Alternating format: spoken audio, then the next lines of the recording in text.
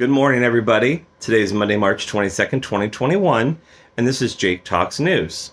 So I'm trying my best every week to go ahead and read a little bit of Sunday's news so you guys know what's going on this last week and also the week ahead, and then also reading Monday's news. So please bear with me today. It's a little bit different today. My spouse took our computer to school today, so that was fine. So I borrowed my daughter's phone. So I'm trying to do the news from my daughter's phone and broadcast from my phone. Let's see how this goes today. So yesterday, the largest near-Earth asteroid of the year will whiz by later today at 77,000 miles per hour. I don't know about you, but that sounds like a pretty strong wind. They say, though, there is no reason to freak out. Yeah. Okay. Sure. That's about space and I were I appreciate space, but I'm not really a big space guy, so I really don't know all that's going on out there in the universe. But yeah. Protesters nationwide denounced the Atlanta spa killings and called for an end to anti-Asian violence. Well, it should be an end to all violence, period, for sure. But the fact that there is a lot of Asian violence going on right now, it does need to stop. That is a for sure. It needs to stop. I mean, I've read to my residents for months now about how certain communities, Asian communities just around like the U.S., there's people that have to sort of even take them and help get them to even grocery stores because of the fear of everything that's going on. And that's just not right. It's not right at all. So it definitely needs to stop. A Florida mayor declared a state of emergency after spring break parties sparked safety concerns. All right, let's be real here, everybody. When you were 21, 20, 19, and you went to spring break, think about it. Didn't you sort of have fun, let loose, enjoy it? Well, I'm sure they did the same thing. So, sparking safety concerns, are you really surprised? All I can say is I hope that even with the safety concerns, everybody was as safe as they possibly can be. I'm sure they had masks off and gloves off and in each other's faces and stuff. At the same time, hopefully, there's no spike or anything from this. But I'm not really surprised, though. I mean, spring break. Party on. I mean, be safe, but party on. All right, there are over 5,000 unaccompanied children in custody of U.S. border officials, documents show. We sort of touched base on this one a little bit the other day. I say that, but now I can't remember if I did that with my residents or with you guys. So I'm sorry, but the unaccompanied children in custody, that's just a hard one. But it's okay. Hopefully they're going to figure out what is the best situation that we can do to try and help either get the children back or find them their home here in the U.S. or what exactly is going to happen. I always hope and pray for the best, and that's sometimes the best we can do right now until they decide how they're going to proceed with this. I hate to say wait and see. You'll hear me say wait and see a lot if you haven't already, but this is sort of one of those wait and see situations. Australia declared a natural disaster after once-in-a-century rains forced thousands to evacuate. I feel like Australia just got bombarded with some bad weather. And when I say that, remember last year they had those fires for like months? Right now, let's see, it's spring here in the U.S. and down there would mean that's probably fall right now. But it's interesting to think of the rains just coming down, like the once-in-a-century rains coming down like that. Not that I'm trying to say I know the whole world or anything, but pretty sure if I remember correctly, most of Australia is mostly desert. Like the whole insides and stuff are mostly desert. So I'm not sure where the rain hit, but it could be a big deal depending where it is and what all happened. Either way, I hope everybody in Australia is safe, or as safe as can be. Turkey withdrew from an international treaty to protect women from violence, sparking condemnation. Oh boy. I'm going to try and just talk about this one as easy as I can here. When I was talking with my residents yesterday, they know I'm very opinionated about this. I am very pro women's rights. I am very pro everybody's rights as best as I can. But I struggle here because I'm not sure where they're going with this. I'm not sure if they're trying to create their own rules and laws that they want to follow for their country that maybe better for the women there. But seeing as this was an international treaty, that's why I'm not sure if that's the way they're going, or if it's literally they don't want to follow it anymore and they want to go back and treat their women the way they want to treat them. I'm not okay with that. I am not okay with that. I don't ever want to say that a country's wrong or people are wrong, because, we are all very different. And I like to believe I'm very open-minded and accepting of the different cultures and beliefs and values. But I really struggle with this one because, to me, everybody should be equal. So how do you have equality when you're treating even just your women? I mean, not even just different ethnic groups, just your women alone, like they're inferior citizens. That's not equality. And I'm sorry, but that's not how it should be. At least not in my book. I hope that makes sense there. All right, so the week ahead. If you need a cuteness break, National Puppy Day is Tuesday. An organization that provides service dogs to people with disabilities has launched a live puppy cam that shows adorable furry babies eating, playing, and interacting with others as they train for their futures. It's on weekdays between 11 a.m. to 8 p.m. Eastern Time until March 23rd. All right, I have 2 dogs. Obviously, I know you guys can hear them occasionally. Like just a little while ago, my one was barking. So, sometimes we do need that, don't we? Just that little pick-me-up. Put a smile on your face for the day. So, I mean, if you really want to see it, tune in live. I don't know what channel it was. Doesn't really say, but I'm sure if you Google it, it'd be on there somewhere. I mean, this is a CNN app, so maybe it's CNN, but I don't know for sure. After more than 2 months in office, President Joe Biden will hold his first formal White House press conference Thursday afternoon.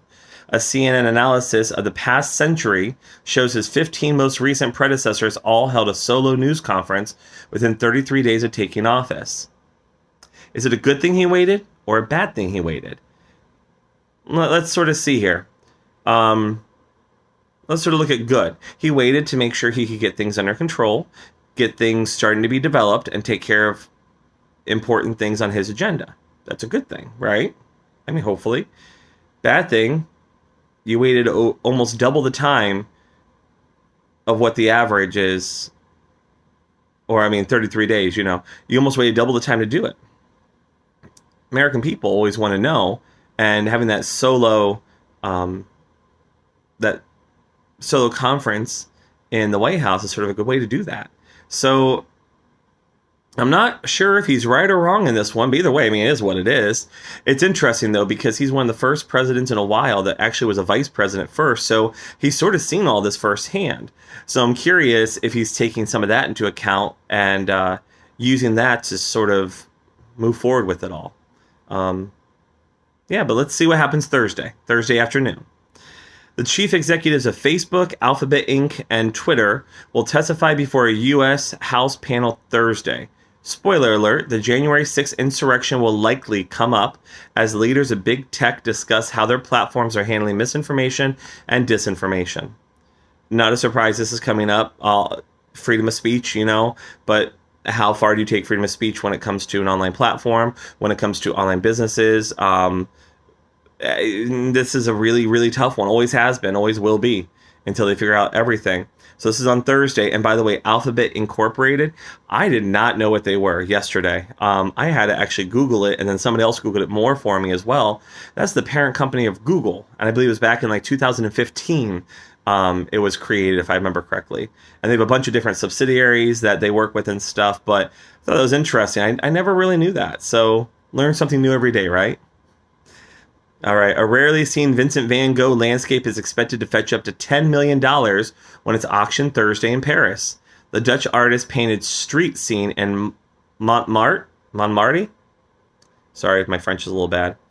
In the spring of 1887, 3 years before his death, period. It's been a French family's private collection for over a century. Wouldn't that be nice just to have a Vincent van Gogh hanging on your wall and, oh yeah, let's go ahead and sell it. $10 million at least. I got some pictures, but they're not Vincent van Goghs yet. Or at least I don't think they are. Might need to double check that. No, I remember stories like stuff like this a while back where people would buy houses and whatnot, and in the houses it was interesting because they would find something hidden in the attic or whatever, and then oh my gosh, it's worth thousands or millions of dollars. What about a 1932 home? All I found in my attic was boxes of empty cigarettes. That shit's gonna make me a millionaire, but whatever. All right, for a brief period Saturday, some parts of the world will go dark for Earth Hour. The movement calls on the global community to switch off its lights for an hour as a symbol of concern for the environment.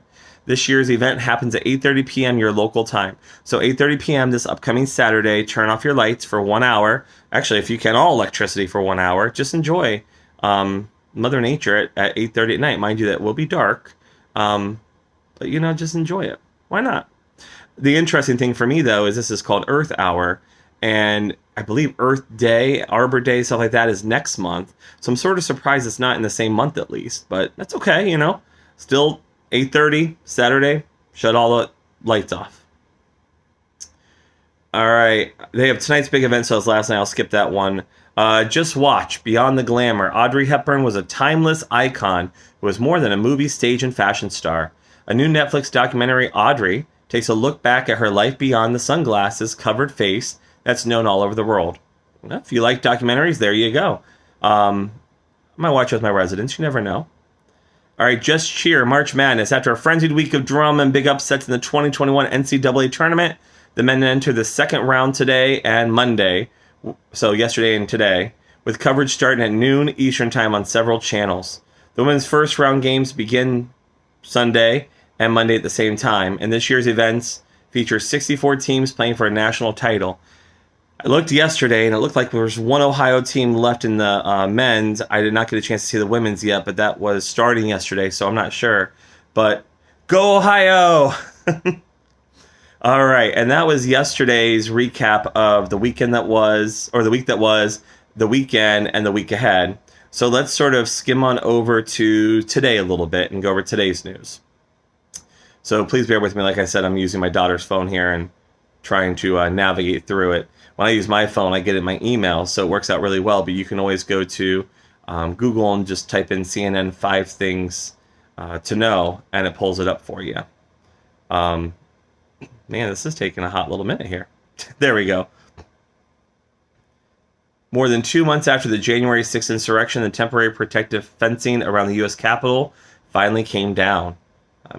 I know they were worried about possible more happening, so that doesn't really surprise me. All right, number one, coronavirus.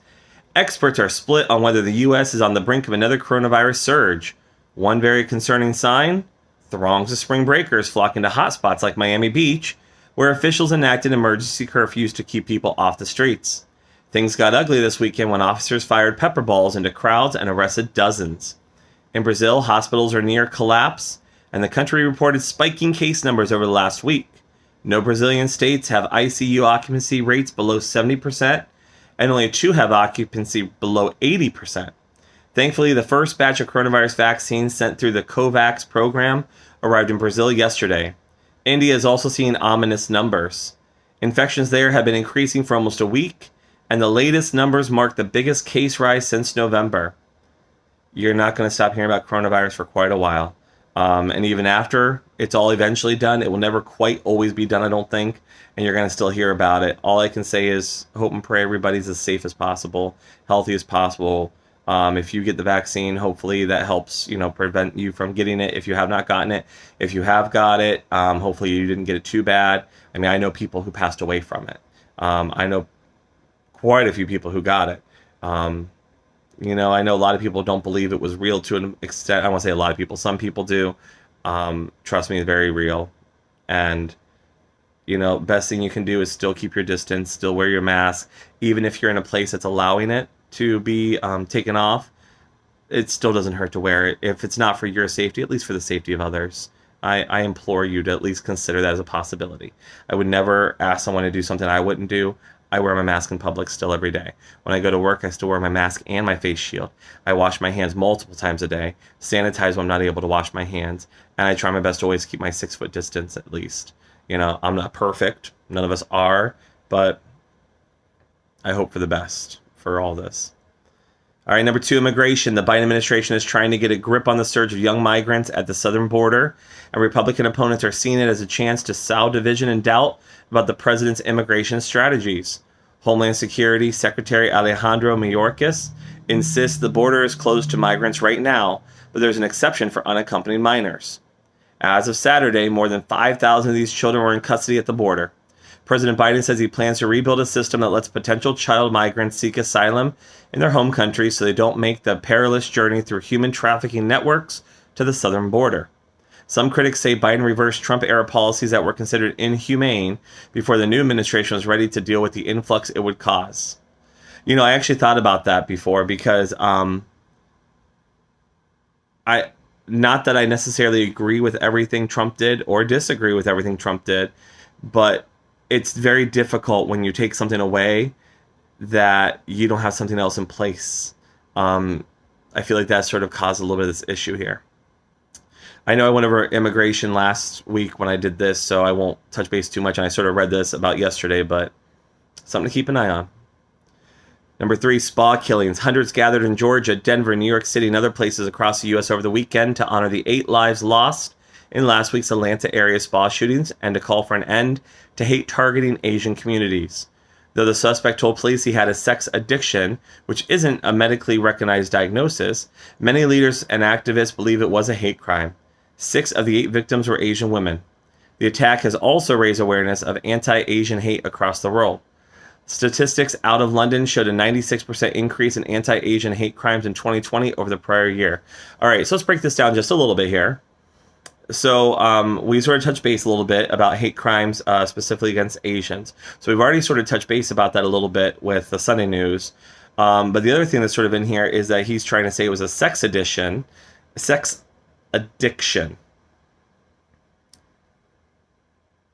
I'm still confused on what the sex addiction was. Was it you were addicted to the Asian women you killed? The non-Asian women you killed? Did something about a spa turn you on? Okay. Why are you shooting it up? Did someone tell you no?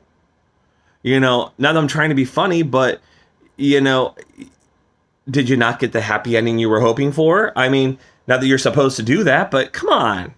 Really? Sex addiction? I mean, don't get me wrong. I know people do have sex addictions. I know it's a real thing. Don't get me wrong. And I understand. I do. I get that. I respect that. But to go for a killing spree? I feel like A and B don't get you to C. I feel like it's A, F, and double D. You know, it just doesn't make sense to me. I feel like this... Maybe it's not meant for me to make sense. For all the people, though, that did die from it, I am so sorry for for the families. I'm sorry for your loss. I definitely hope, though, that people learn from this, and it doesn't happen again, and that we can grow from this. I struggle with this one because people are just... You know, my mom told me something many, many years ago, and I sort of use it in multiple scenarios. And there's a word I'm going to say that I don't really like, but it sort of works. So whenever I'd go out at night or even go out period or a holiday or something, she'd always tell me, just remember, you're the only smart one on the road. All the other people are idiots and they've been drinking or something like that. It's something like that. It may not be word for word, but something like that. And sometimes I sort of take that into reality for the rest of it. It's like, am I the only smart one out there and there's a lot of idiots? Because I would never do something like this. I would never even consider something like this. You know, not that everybody in this world's an idiot, but in this scenario, I feel like this guy wasn't using his brain properly. Or if he was using it for the wrong things. And I'm sorry. I know that is not a good word to use. It's just sort of my way to sort of explain this a little bit better. It's just... Let's just hope that they figure it all out soon. Number 4, Afghanistan. Defense Secretary Lloyd Austin made an unannounced stop in Afghanistan this weekend to meet with President Ashraf Ghani and other officials. The Defense Secretary's visit comes as the U.S. is deciding whether it will adhere to an agreement to the Trump administration that was reached last year with the Taliban to remove all U.S. forces from the country by May 1st. The Biden administration is considering a 6-month extension for American troops that as that deadline nears. Austin says he isn't aware of any final decision by Biden or what the timeline may be. This was Austin's first visit to the country as the top U.S. defense official. I mean, I say pull us out of there. I really don't understand a lot of why we're still there. I mean, okay, maybe I'm not supposed to. I do know some of the things on why we're there, but it's not our country. You know, there should be no reason we're there. Just because we have a foothold all over the world, just because we are one of the more popular countries, more powerful countries in the whole world, doesn't mean that we really should be every single where trying to put our footholds in, trying to sway decisions. I mean, okay, have ambassadors there, have ambassadors do everything, but actually to have the military there, and don't get me wrong, I am pro-military. My family is military. I appreciate the military. I value the military. I think it's wonderful what they do. But still being there after all this time, I think it's time for us to come out of there, But we'll see. We'll see what happens. If it's 6 months, if it's May 1st, we'll see what happens. Number 5, China. Detained Canadian Michael Kovrig is on trial in Beijing on espionage charges, and his case has frayed relations among Canada, China, and the U.S.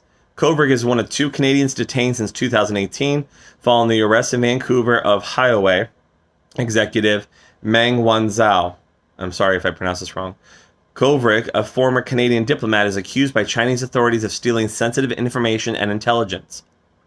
Another Canadian, Michael Spavor, I think that's right, faced trial in China last week on related charges. Both Washington and Ottawa have repeatedly called the Kovrig and Spavor's release, or called for, I'm sorry. Diplomats from more than 24 countries were denied access to the Chinese court where Kovrig's trial is being held. Meanwhile, U.S. and Chinese officials' diplomatic summit in Alaska this weekend did not go well. Surprise! The sides traded barbs and insults during the opening meeting, signaling an inauspicious start to a new era of relations.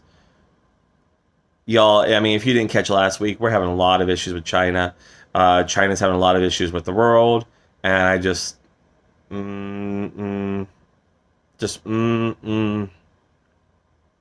and pray for the best for them, for everybody on this. Breakfast Brows. So this is sort of speed reads. The March Madness matchup between Virginia Commonwealth University and the University of Oregon was scrapped after positive COVID test. You're gonna see this. Giada de Laurentiis says her former addiction to sugar inspired her latest book. I mean, I like sugar. Hold on here. Let me show you how much I enjoy sugar. So I have this beautiful coffee here. This is coffee with vanilla cannoli cream, I believe it's called. And I was going to enjoy myself. Oops, it fell over. But this cranberry orange muffin. There's sugar crystals on top. I don't know if you can see the glistening, but yes, I like sugar too. I'm not writing a book about it, but I mean, I do have books, but not about sugar. So hopefully her book teaches what she wants to teach and lets people see things the way she sees it, and maybe helps inspire people to be careful with their sugar. Because she's even talking about having professional chefs even struggle with sugar cravings too. Railroad mega merger would create the first Mexico, U.S., Canada freight rail network. You know, honestly, I had a friend who works for the train many, many years ago. I think he may still do it. I'm not sure. Our kids were born like a day apart from each other, so we were in the NICU together. Very, very nice family. And he loved working for the railroad company and just told me how impressive it is, how much they're doing. Before that, I would have told you I thought railroads were dying, but up and coming here, mega merger coming where they're going to hopefully connect all 3 countries. So very cool. I mean, I do see trains occasionally around here, so very cool. Smart tires could help you drive better. Everything's becoming smart nowadays. For those who don't know what smart is, it's basically a technology that you sort of teach how to do things. You work on it, how to do things, and then it learns. Well, I don't say it learns. Well, I mean, it's smart. You know, your smartphone, for instance, it has everything in it. It's smart. Well, apparently tires are going to become smart too. So wait and see what happens there. A children's book on Dr. Anthony Fauci is set to arrive in June. No, it's not called Anthony and the Terrible, Horrible, No Good, Very Bad Virus. Oh, well, that was a good movie. Well, that's not the movie, but well, it's sort of good. You know, maybe it will teach some kids about the virus and stuff. By the way, I have 4 kids' books. Well, 3 real kids' books. One's an adult kids' book. So if you're looking for a kids' book, look up Jayke, Jayke on Amazon, or Jake Brown, technically. And you'll definitely see some of my books on there. And feel free and check them out. Pretty good, I promise. There's always a number today, or every day there's always a number. Today's number is 18,000. That's about how many people have been evacuated from homes in New South Wales as severe flooding and heavy rains hit. This same area was ravaged by record-setting bushfires in 2019 and 2020. Australia often has extreme weather events like floods, bushfires, droughts, and storms, and scientists agree the climate crisis is making them worse. I just read about them having the flooding and stuff, and then I talked about the bushfires. That's what I was trying to say, the bushfires. And wow, 18,000 people. I hope you guys found safety and shelter and are trying to stay healthy and safe. All right, and the last thing today, every day they also have a quote. Today's quote: "The recent changes are nothing more than putting a little makeup and cologne on Jim Crow." Cliff Albright, voting rights activist and co-founder of the Black Voters Matter Fund. Republican lawmakers in Georgia are racing to pass sweeping election bills before the state's General Assembly adjourns next week. The bills would clamp down on ballot access and give legislators new powers over elections, and they are being fiercely fought by Democrats and voting rights activists. You know, we talked about this the other day. You know, you're going to hear a lot about voting. You know, after this last election, there's a lot of voting stuff that needs to change. You know, I thought I have some really good ideas. You know, I think I shared last week, but I'll tell you again. Have early voting be done at least like a week before, or like the Friday before the actual election. That way people that'd be early voting, it could be absentee voting, but have it all be due by that point. So that way you can count that, have it done. No lingering votes like out there or whatnot. And then on election day, so for us that's always a Tuesday, make it a holiday, a public holiday, so that people get to be off work and stuff, so that people can go and vote. Voting is so good, so important. You know, I went to school originally for world politics. Voting is so important for so many things. I inspire my daughter to vote. Literally, since she has been a baby, I have had her go in and vote with me. Yes, I have. I even explain the stuff to her when I'm voting so she knows what daddy's voting for. It was interesting because this last election, we went for early voting because I knew I couldn't make it on voting day to go vote. I knew it wasn't a reality because my schedule would not allow it. You know, I had swim lessons. I had her in school. I had to go pick her up from my mom's house. I had to still cook them dinner, get to bed, get to work. I had no time in my day to go voting. I knew that in advance, so I went early voting. Well, if I had the day off as a holiday, I could easily go vote. You know, easily go vote. Why can't we have it as a holiday? I mean, seriously, some of these countries out there have it as a holiday, and they have a huge turnaround of votes. You know, I don't remember the numbers. I would say like 80%, 90%. I couldn't tell you 100% for sure, but a much bigger turnaround for voting, and we should too. I mean, we're one of the greatest nations in this world. Why don't we allow something like that so we can go vote? But either way, sorry, my little rant and rave for today. It's just one of those things. I know I talked about it last week, but it's one of those things that voting is so important. It is so important, and you want everybody to vote across the board, and you don't ever want to discourage people from voting. And if you allow something like that, you would actually encourage voting more, and you would have a better turnout than not. Do you do it every year on that Tuesday? I think yes, because there's always people running. Now, is it a president every time, or your governor of your state, or the mayor of your city? No, not every time. Not every time. But there's always somebody running, and that somebody can make a difference. So you should allow that opportunity for people to go vote. And yes, I know voting is like 7 a.m. or 8 a.m. to like 8 p.m. or whatever, depending on what your state does and where you're at. But it's not always a reality. And that's why this year I had to do something different. With that said, I'll let that one go. But no matter what, I want to thank you guys for tuning in to me today. I hope you learned something from me, maybe saw things in a couple different ways. If you just listen to the news and learn the news, Thank you for that as well. I'm going to try this again every week, so hopefully I'll be with you guys next week. In the meantime, please stay safe. Tell somebody you love them today. Smile at them. A smile makes a big difference. And I hope you all a safe, happy, healthy, wonderful day. Thank you so much. Good morning and goodbye.